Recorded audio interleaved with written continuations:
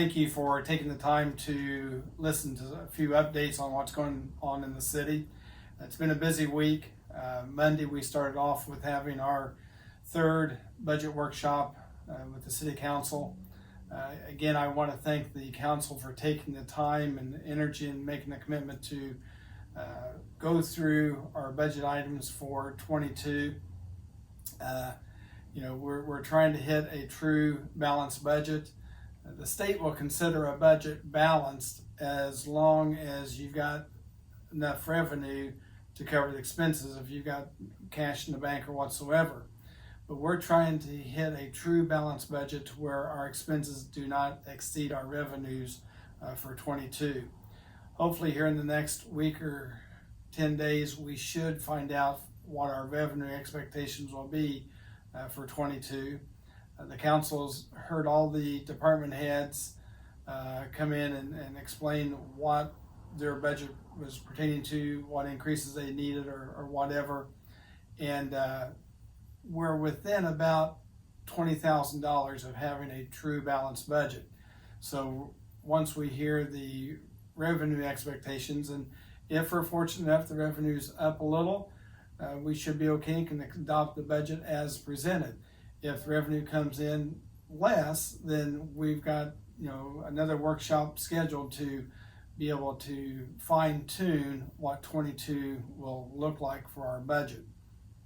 And again, the council has spent a lot of time going through, and the department heads putting together their budgets and what pertains to each one of their departments on expenses, and it's hard to guesstimate what we might need next year. As far as, I'll take one item for example, with the police department, their fuel cost. This year we'll probably, toward the end of the year, have to move some money around to help cover the fuel cost, because in 20, when we were looking at the budget, the gas per gallon was X number of dollars. Now the cost for that fuel has increased close to 30 to 40%.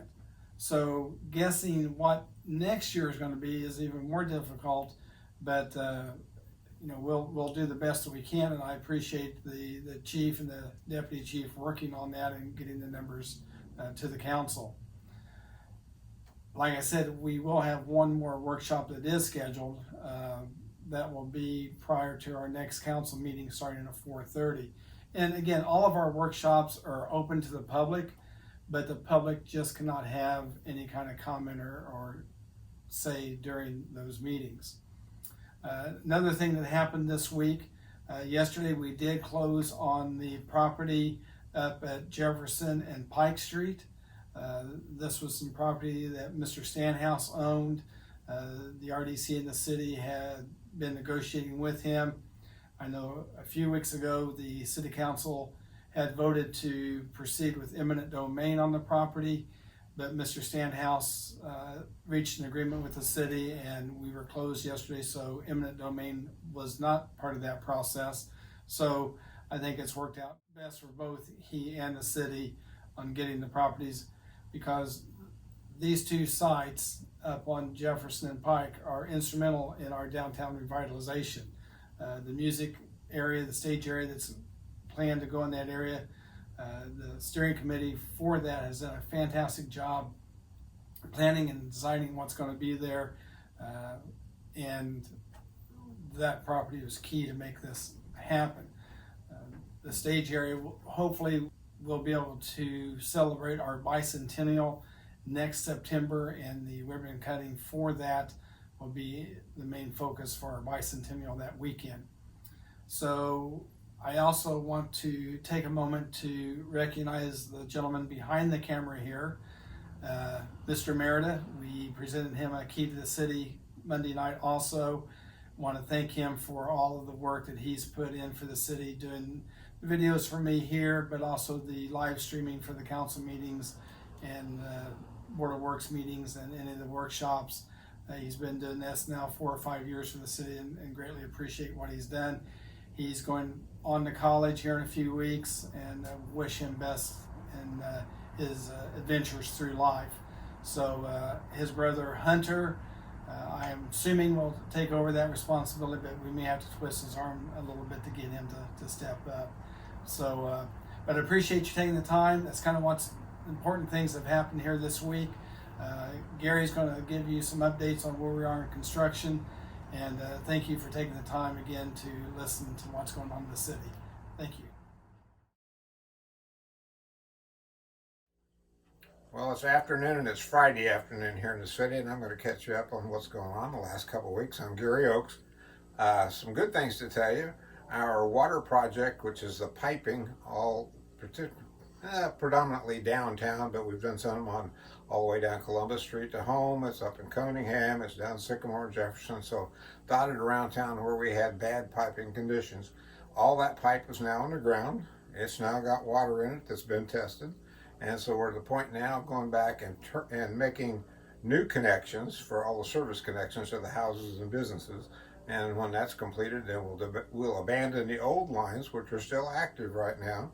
And some places you see two fire hydrants sitting side by side, an old one and a new one. So we'll be able to take the old one out at that point. So that part of the water project probably is going to finish up sometime in late September. We've got a lot of holes to fill and streets to patch and those kind of things. The other half of the water project we're doing is up at the water plant now. Of the 3 new wells we're installing, we're operating now off of well number 6. We're abandoning 3, 4, and 5, by the way. So we started at number 6. We pumped, first full day was yesterday, pumped 700,000 gallons out of that well to the city yesterday. And well number 7 is coming online today, so we'll be alternating back and forth at 2 wells for any capacity needs that we have in demand. So that's going really well up there. We're in the process of finishing well number 8.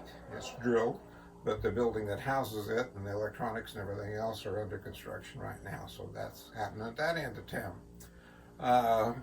Around the rest of town, you see what NDOT's doing right now, and an update for you is they're now projecting that they're going to finish in early November, which would be wonderful. The sooner that they're done and can turn that 37 into I-69 for us, why, we'll all be tickled pink with what might happen there. So that's what's going on with I-69.